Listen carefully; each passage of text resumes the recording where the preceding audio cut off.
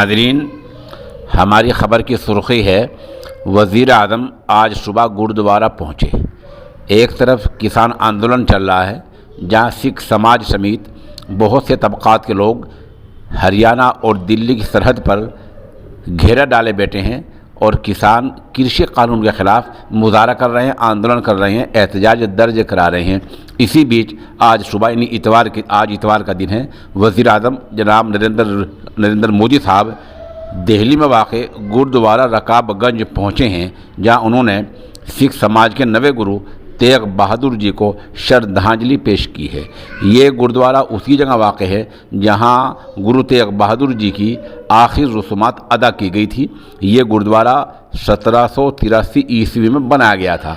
समझा जा रहा है कि वज़ीर आज़म ने इस तरह अचानक पहुंचकर एक पैगाम देने की कोशिश की है।